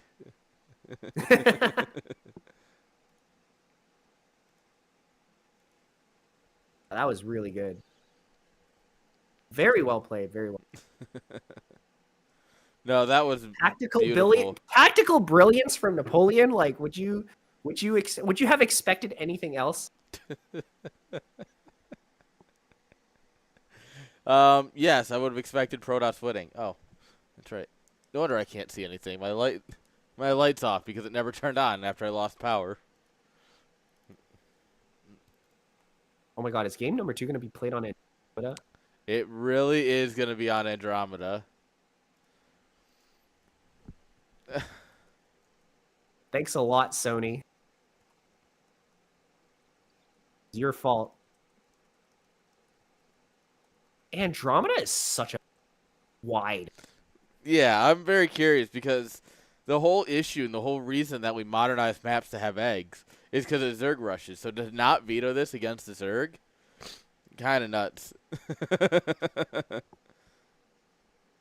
And also, is it just me, or does Andromeda's like middle, like the middle part of Andromeda feel bigger than other? It does. Because it's very open, right? There's Yeah, not but a. I know every like 4-player map is the same size because there's only like one reasonable choice. Yeah, 128 by 128. But Andromeda's just feels like a bigger map. It's about base layout, right? Like Yeah. it's 12. It's a 16 base map technically, right? Or 17 even, because you have like main, mineral, natural for all of them, so that's 12. And you have the cardinals, that's another 4, plus the middle. You actually have a decent amount of bases on this map.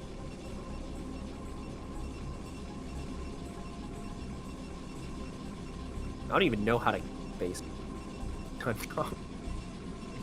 4.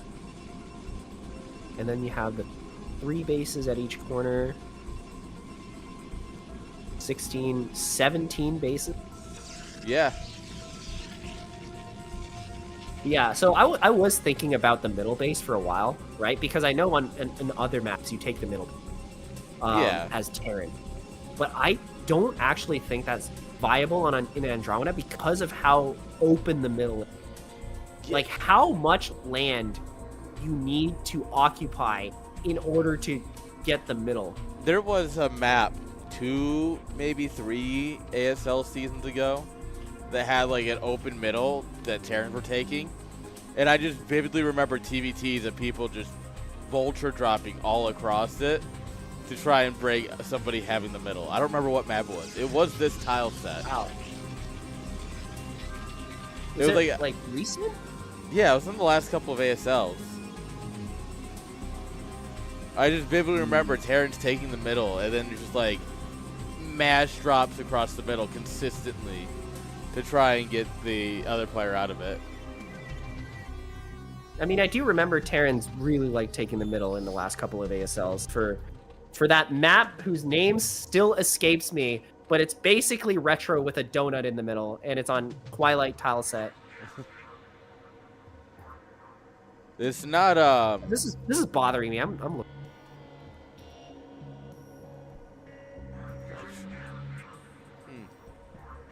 Yeah, let me know what you find. I have no idea.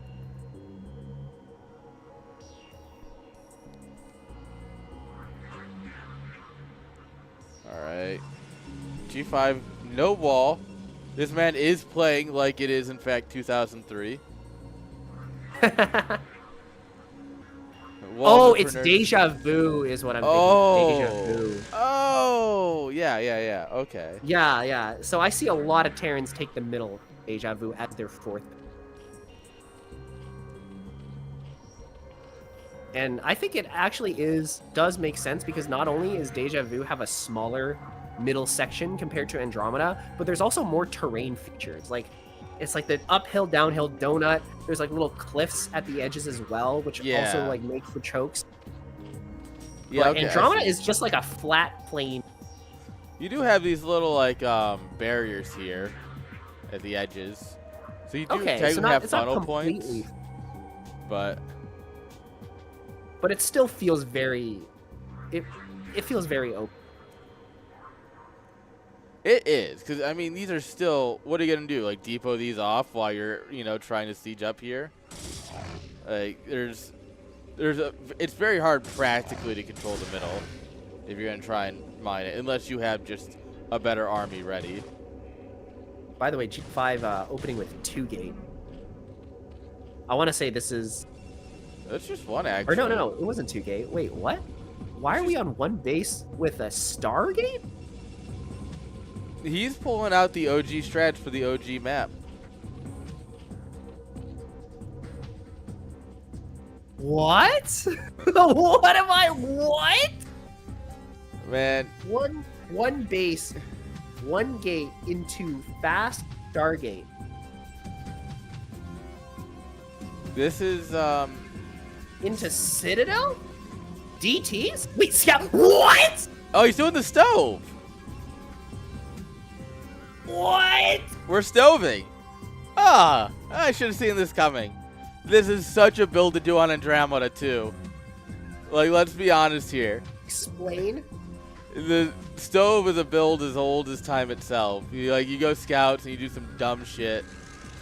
And so doing it on, like G5 was saying, that he's only playing because of this map. He's really excited for it. So of course he's gonna pull out a strategy that makes no sense in modern meta, but would have seen play on this map back then.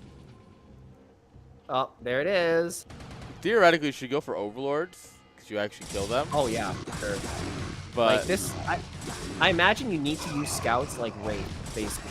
Like, yeah, just kill overlords, and if you're out of overlords, then you start killing drones. Oh my god, he defended that. he's a goat. Like, this is actually like a figured out build. That's the thing. Is like the stove is not just a stupid build. Oh, okay, let me rephrase. It is a stupid build, but it's not like a you don't like you're just throwing stuff against the wall. This is actually like something that people have figured out over time. I feel like this was not a successful build. Like, what did we actually even accomplish? We didn't kill any overlords. We didn't kill any drones. He killed we one forced... or something. Oh, we did. What did we kill? I think there was a supply block, so it must have been an overlord. Oh, okay, so he did kill one. And then he's going to go DT. Yeah, you've heard of Corsair DT. Now it's Scout DT. I gotta say, I'm not entirely convinced. I'm not convinced. Yeah, this is like a stove variant. It's gotta be. Which is... G5 is crazy, don't get me wrong. Why is it called the stove? Can you explain that to me? I cannot. That is knowledge for There's got to be some lore behind why it's called stove of all things. Yeah, I mean, you're gonna ask why someone names their... We used to be a proper society that named builds things and not just the 211. Right, well, this isn't gonna work. Okay, it surprisingly killed 2 drones, but... Alright, well, we kill another overlord, that's good. 1 DT. Oh, what about DT second slips DT? in. With 3 kills there. Okay, this is actually not doing the worst Ooh-wee. ever possibly do. Go, Oh go, my go, God. go, The go, hider's go, go, catching go, up go, to go. the scout! No! This is where you go fleet beacon and you get the scout up, like...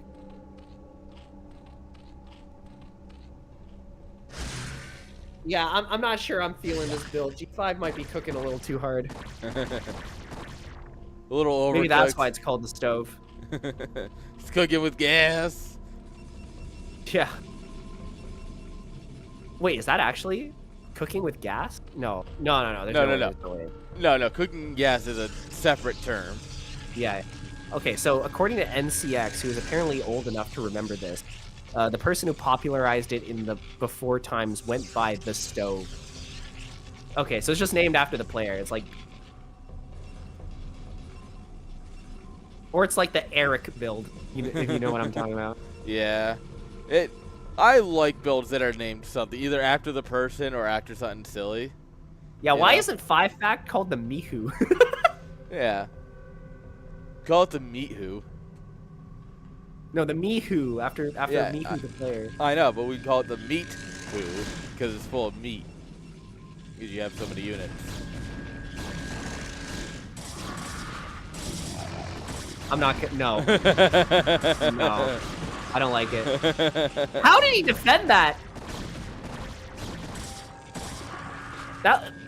Okay, is it just me or did G5 look really dead there and he somehow survived?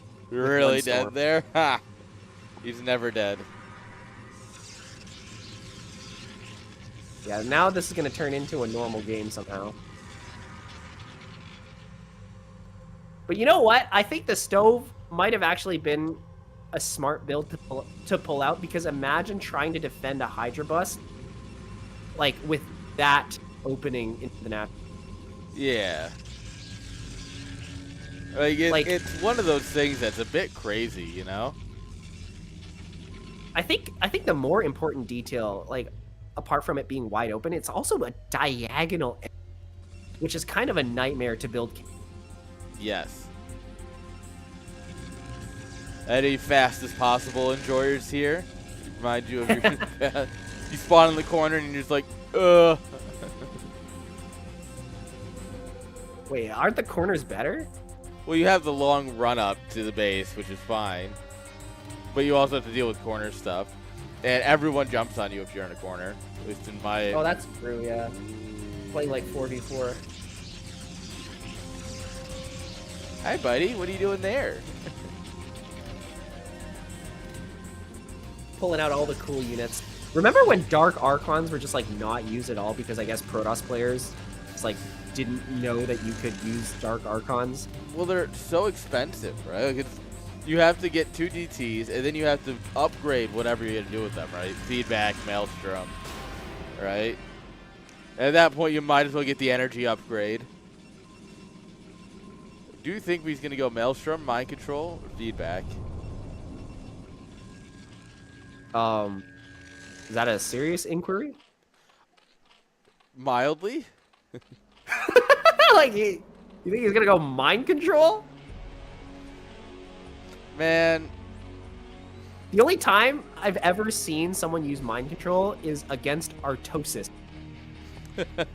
And then the Protoss player turned a PVT into a TVT and lost. Because why would you turn a PVT into a TVT? No, they did it wrong. It was, I have a replay I casted of, oh, God, it was one of the Nom guys. The Protoss mind-controlled an SCV, built a bunch of tanks, and then proceeded to recall siege tanks all around the map. Oh, my God. It was truly cursed. This is disgusting. Did you see that? Yeah. That's a great tank position. Neo Dark Origin had something similar, right? Where you have the middle bases. I think it is.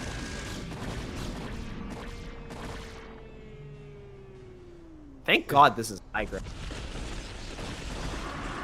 Long.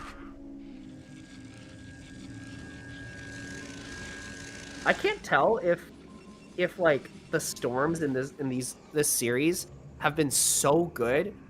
Is it because G5 is just like really good at positioning storms, or is it because Napoleon just has been slacking trying to dodge them? It could be either or. I lean towards G5 being a GOAT than, you know, Napoleon being bad because, well, G5 is kind of good at the game. He is kind of goated, yeah. And everything else has shown that he has still got that mechanical skill.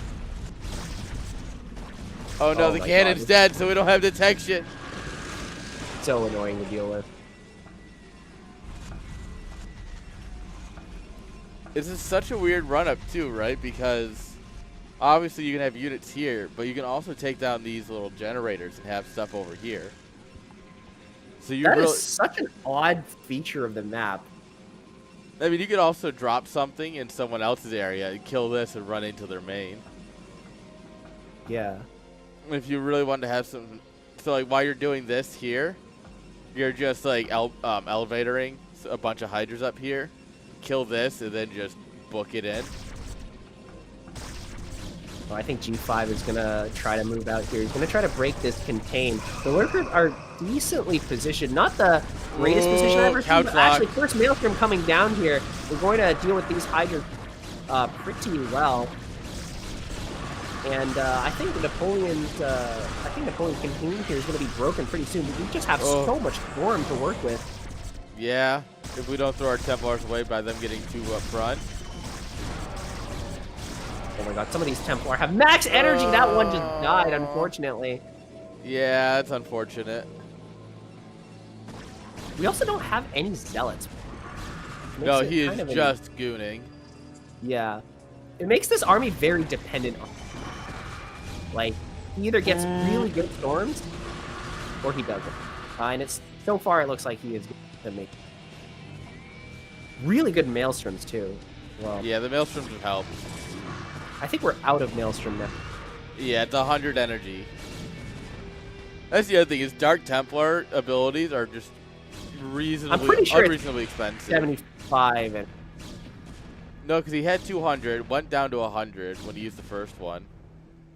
but he recovered 50 energy in like 10 seconds? Like, I Well, don't no, because he was are you going sure about up. that? There was a solid like 30 seconds between the first and second Maelstrom. All right, chat. Does Maelstrom cost 50 or 100 energy or 75? I lean towards Protoss being overpowered, so it must be 75. Average tear and take. It's 100? Okay, all right. Yeah, yeah. And win. Dude, I just can't stop winning. We have StarCraft. Yeah. These storms are crazy, by the way. Yeah. We just killed like 30 Hydras with 2 storms. What are you doing there, bud? But this army is like so like imbalanced. I mean, we know Protoss is like it's imbalanced in the wrong way. There's just we have so many goons. He's a civilian. Let him live. No. He's not a civilian, and you know it. He did nothing wrong.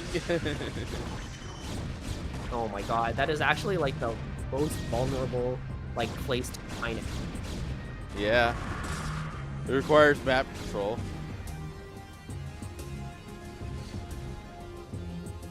Alright. Protoss gonna try once again to bust through this incredibly defensive position. But this time around, we only have 1 Templar, so I think he's gonna find it a lot more difficult. But the sheer amount of units that G5 has might just barely be enough to break through here. Because I don't see any of Napoleon's units. All of his Hydras are dead. No, Reinforcements are coming for the Protoss, but also a bunch of Lings gonna come down here as well. The Lings might save it, but this is still not a great place to find yourself in Zerg. Oh, I don't know. He does, in fact, completely surround the Protoss here. He's bottled him up in the natural. And pretty much light the army. That Dragoon's final will was to kill that drone. One less FU to the Zerg. Yeah. Smaller attack coming on the left-hand side here. This fresh mineral base is completely undefended. He's going to get a lot of damage from this. An attempted drill there, not going to be of much value. That was a cute little drill, but also it's not going to do much. Yeah, the hatchery's still going to go down. That's painful for Zerg. Sure. Yeah.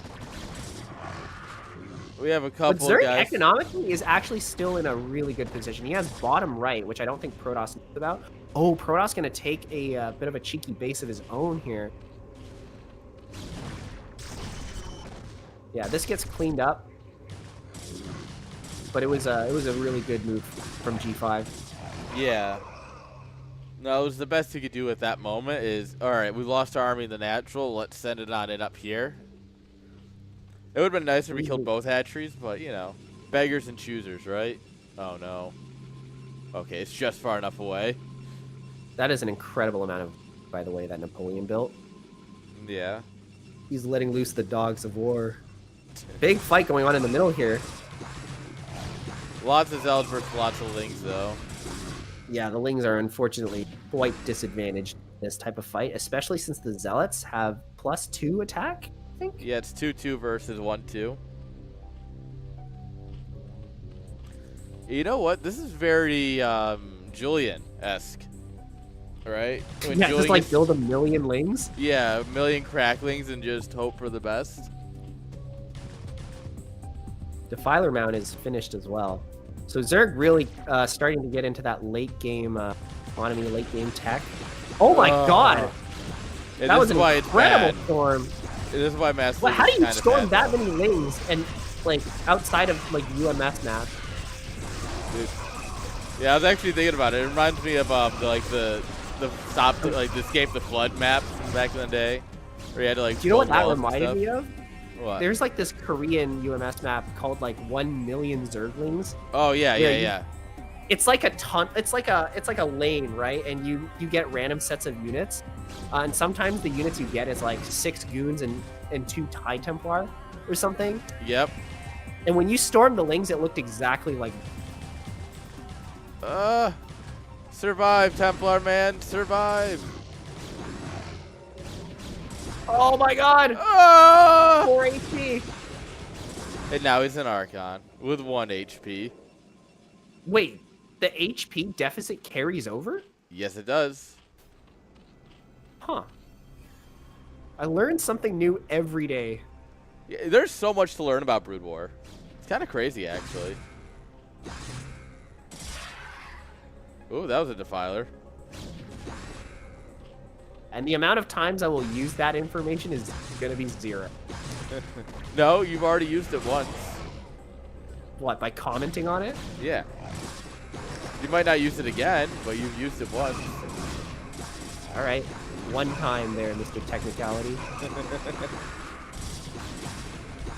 Oh my god, good Lurker egg blocks here, but the Dark Swarm not nearly as effective in this matchup as it is in against Terran. There's so many Burrow the zealots. Lurkers! Please, Burrow! This is rough. I think Napoleon might have Yeah, he got the Waterloo. game might have slipped from his hands. Not Waterloo yet, no. Still has another game. You're right. This is more of a, what is it, Tripoli, where he lost the naval battle against England? Trafalgar. Trafalgar, thank you. I know my Napoleon. I saw a video on it recently. That's why it's in my head. Oh. GG. Napoleon calls it. GG. Next game, we're just going to have to see if it's going to be his Waterloo or his Austerlitz. That was a great game. Yeah, that was certainly... I mean, G5 certainly put on a show for us with the Scout opener, the stove build. Yeah. I mean, you love to see it. Yeah, man. It's certainly not every day we get to see Scouts built at all. Yeah, honestly, it's kind of crazy that he went for it. I wasn't expecting him to actually do it, you know? Very questionable how much damage it actually ended up doing. But it at least did enough that he could come back from that position and eventually win the game. Yeah, and that's the nice thing is that he clearly knew what he was doing, where it was he got enough done to get everything else he needed done. Yeah, for sure. All right, it looks like there's no breaks. We're getting right on into game number 3. All right. On the top right, playing for North American Koreans, it is G5.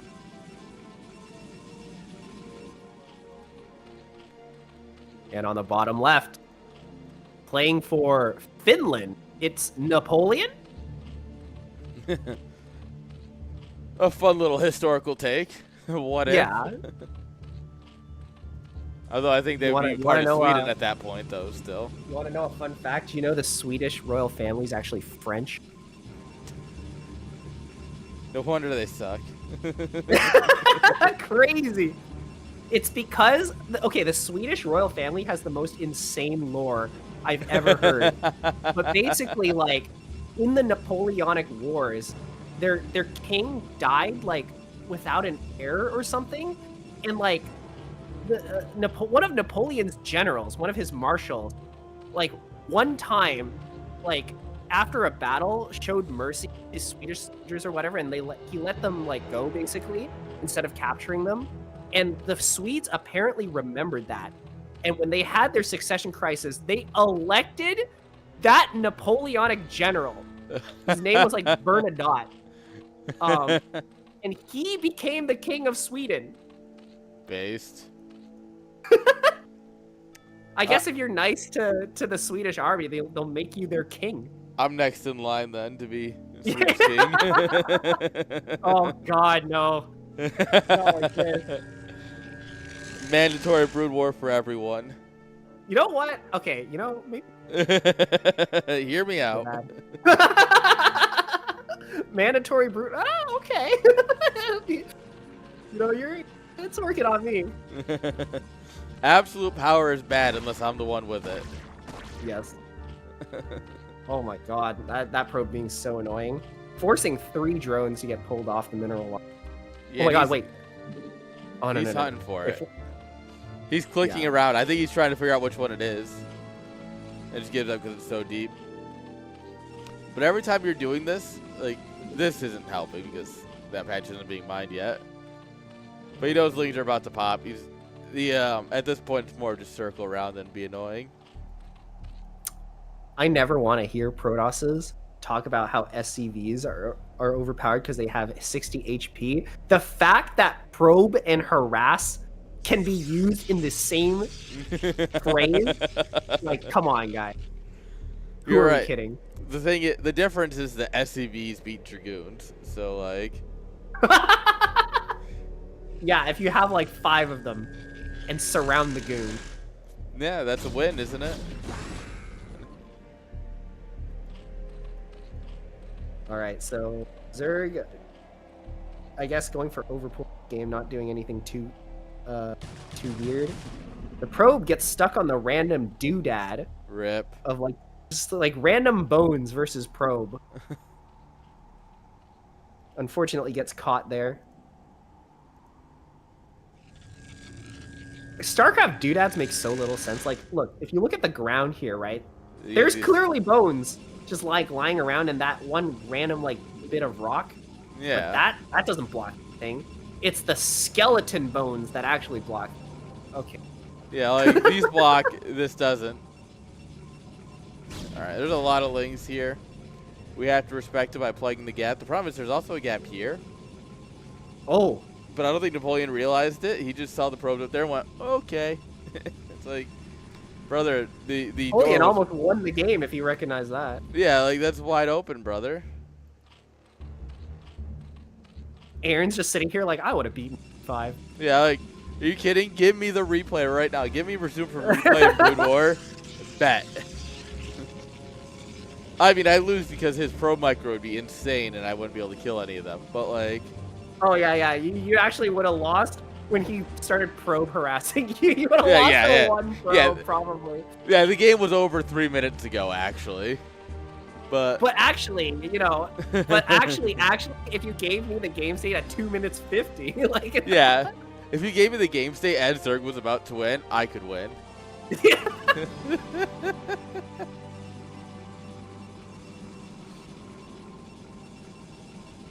So, fast robot. Alright, like, we're gonna... Reaver drop? What the hell? Some sort of something. I would love to see Reavers, though. I think that'd be very interesting. Yeah, me too. It's definitely not something you see often against Zerg. And probably for good reason. Reavers are very, very, very, very fragile. Yeah. And shuttles die to Hydras really fast. And Scourge, they'll just chase you down. And Mutas, they'll also chase you down. True. There's just a lot of things that could go wrong. Yeah. Devourers will chase you down. Yeah. Oh, that's the biggest threat to Shuttle. Is the Devourer. True. Man, why would Protoss ever open Reaver against Terran when Terran can build Valkyrie? I'm honestly surprised we don't see more Wraith counter to shuttle play. I think it's because Wraiths suck. So G5 like, hasn't scouted this even... yet, by the way. Oh, is G5 just gonna die? Yeah, there's a real world where the game just ends here. Oh. He's trying to be so G5 fit. might be dead. Well, it depends. So they just finished. It depends on how long we take to go in, right? Like if we can hold the front long, there's no probes here. He doesn't even care about the natural, honestly. Well, he can't afford to care about the natural. The natural is just dead. Yeah. He needs the natural to die, to buy time for him to get anything out. Yeah, this is anything. These two probes evacuating the high ground. The only two guys down here. The fact that he's only making goons here is kind of crazy. This might be a very high fight. We won't call it over till it's over. But it's kind of crazy. We're trying to come up here. We do have a lot of goons. And the Reaver actually comes out just in time to defend this attack, so... Yeah, I feel like you see this, you're like, wait, Reaver? Huh? Yeah, Zerg sees that and he's like, oh, that's why. It's crazy though. But Like we held with 3 goons and a reaver, and that's it. Like cool. yeah, Protoss is in an unbelievably bad. He needs to make miracles happen. This shuttle. Good thing he's playing Protoss. I literally can't even argue. You can tell there's no Protoss players in this cast. Say that. Yeah. Oh, the shuttle reaver, the micro. Micro. So stupid. turn off your messages right now. I didn't even realize they didn't have D&D off. I never turn it off. Oh my god, we're gonna catch the pedal. So over. No. All right, G5 GGs.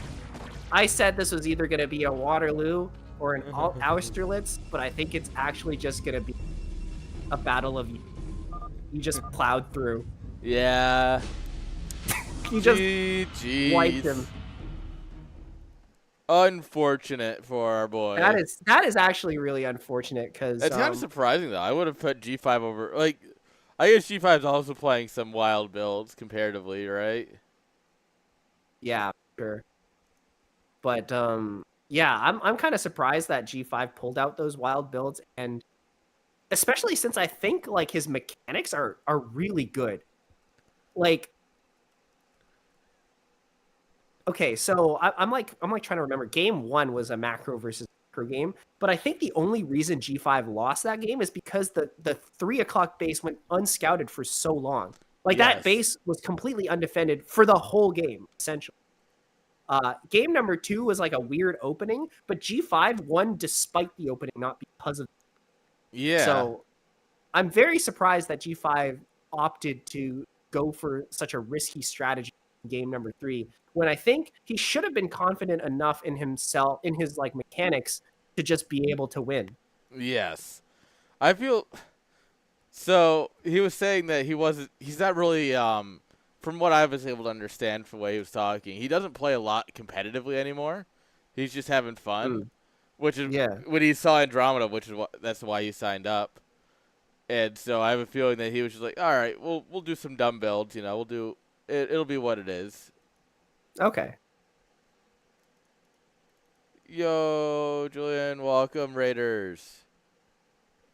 Yo. Oh, that's right. I don't have the alert sound working here. I need to fix that.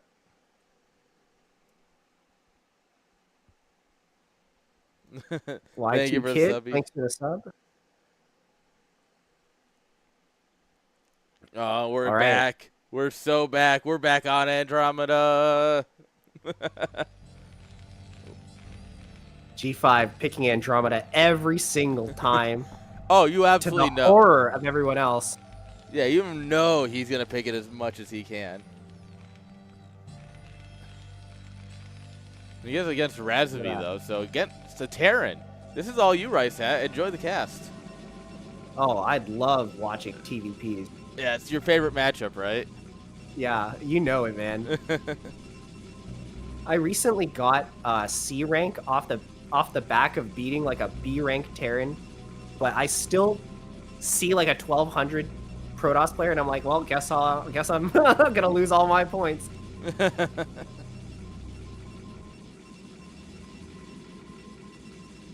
All right, I'll do introductions. Spawning on the bottom left, playing for North American Koreans, it is G5. And spawning on the top left as the Lime Terran, it is Erks Rasovi. You know what's great is every time you say Irk, it irks our. I can't do it 2 times fast. It irks Irk players. There we go. What, they want us to say IRK? Correct. Who the hell sees Irk and thinks IRK? IRK members. The only people who would care.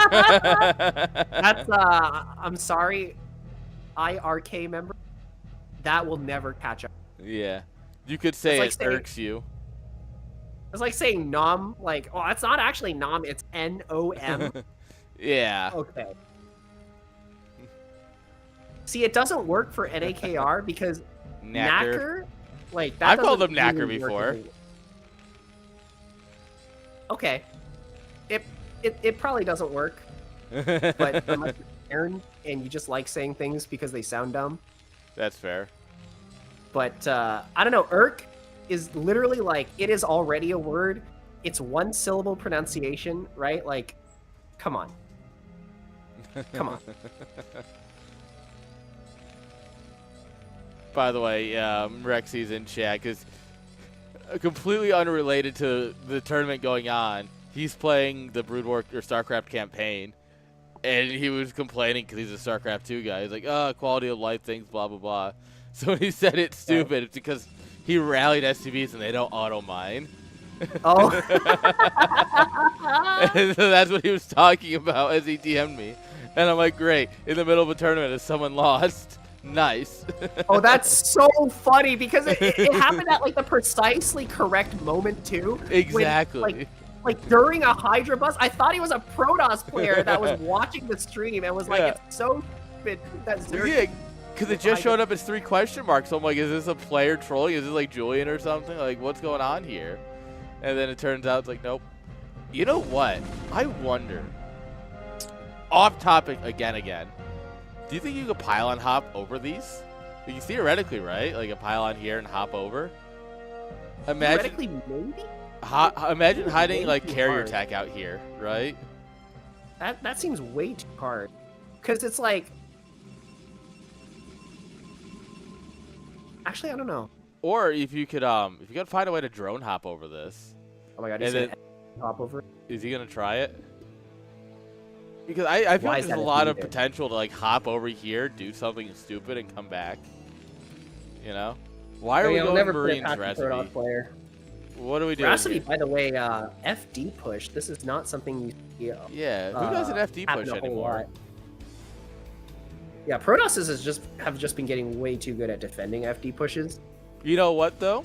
FD push would have been something probably done on Andromeda.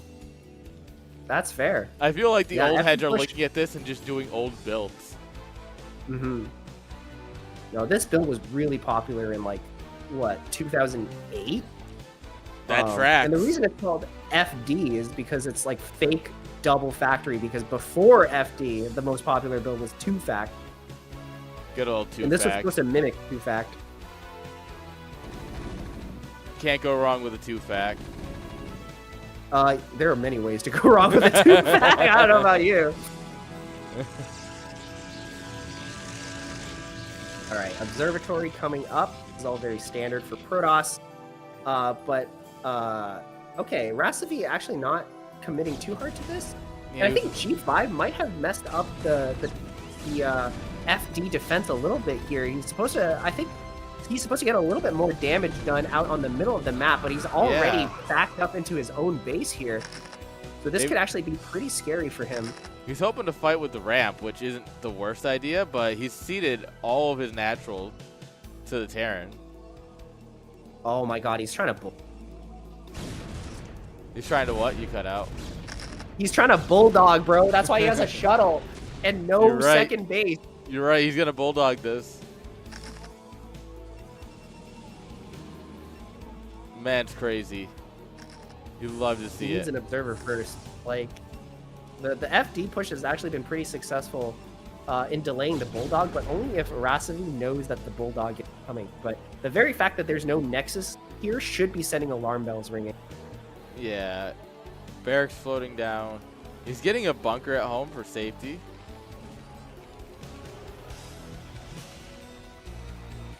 Still only on one factory. Yeah, it looks like he's just playing this pretty normally from this position. A anti-DT turret, of course.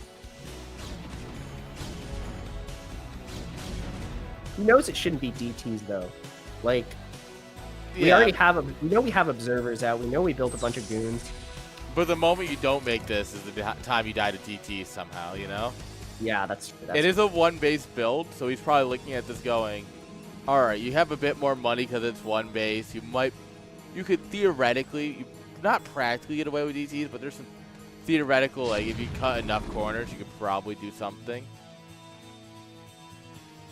But he knows something is coming. Yeah. I just don't know if he knows it's the Bulldog. But yeah, here we go. Okay. He's just trying to be super safe. The turret might actually come in clutch here because this shuttle's gonna die like pretty fast. If he's not careful, at least. Yeah, the shuttle dies to the shuttle didn't even need to die. All right, we're actually defending the high ground pretty well here. A really good drill from the Terran, but unfortunately the Zealots actually get through. One of the tanks already going down here. Bunker actually getting repaired. That's actually really well done from the Terran. Might actually the drill! SCV Speed Dragoons! Oh my god, what an amazing greatest combat unit. I'm actually really surprised G5 dropped Zealots on the tank near the bunker. I thought he was going to drop it on, like, the high ground. Yeah, I think he just saw the one tank and went, that's what I need to clear, while the other two were up here just chilling, you know? That was an amazing defense by Rast. I'm, like, taking notes here. We're going to go for the double expand, essentially, here. Get this third base online really quickly. Yeah, G5 needs to catch up. He's certainly behind. And I think what he really needs to do is to try and get a fourth base. Either that or just like try to max out and just ape. Yeah, I mean, this base won't last for very long. This is kind of a supplemental base, really. 5 patches. Yeah, I think that G5 needs to play this a little bit greedy because Terran's like 3-base setup here is so defensible that like I don't think you can really attack into it even if you max out really fast. Yeah. Citadel coming up now. Citadel recognizes, okay, there's no Templar tech for a little while yet.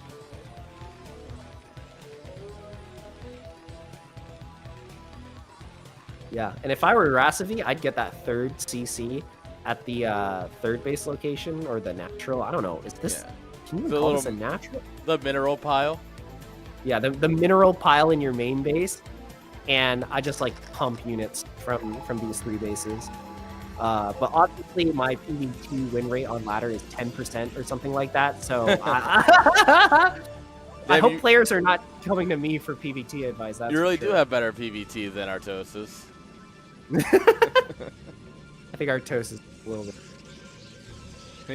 He might be at 11%. Yeah. But that's what I would do. Like in this situation, I feel like Terran really can't go wrong with this 3-base setup. It should defend everything that Protoss throw at them. And Rasavi so far has been doing a pretty good job laying mines at potential 3rd base or potential 4th base locations. He has 2 vultures out on the map, just kind of scouting and being annoying. Oh, actually, what? He actually slips on in here. Oh, he's not going to get up the ramp at least, but he can absolutely take out a probe or 2. A probe. He takes out a single probe, but he does see that the base is finished. Yeah, he gets a good scout of the goon count and everything. So he should have a decent general idea of the current state of the game. Look at that! Look at those factories just all in one massive line. It's beautiful. Aesthetically pleasing factories. Yeah. I like aesthetically pleasing building placement. I like it when players do that. That's just proper SimCity. I guess so. Look at how many tanks Rasavi has.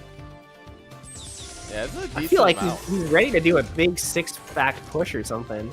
Yeah, for someone who opened up FD, this is looking pretty good.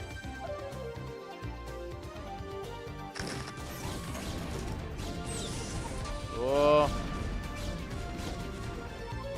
I would be a little bit concerned though if he does decide to push out, because I think that's the big way that Terran could lose the game, is if they screw up their push.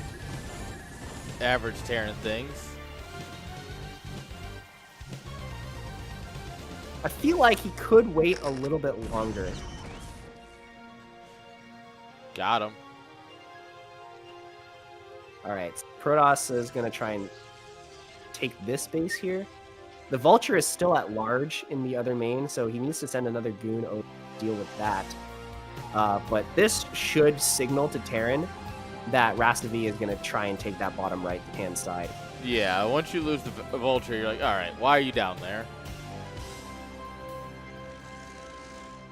Or it just lives because it's approximately 3 pixels too far to the side. Well, no turret. Honestly, sieging a tank right here feels like just the thing you should be doing. Oh yeah, especially if you're trying to push towards the bottom. Like, that actually helps you so much because it gets you in a further forward position, so you don't need to push as much as you would normally need.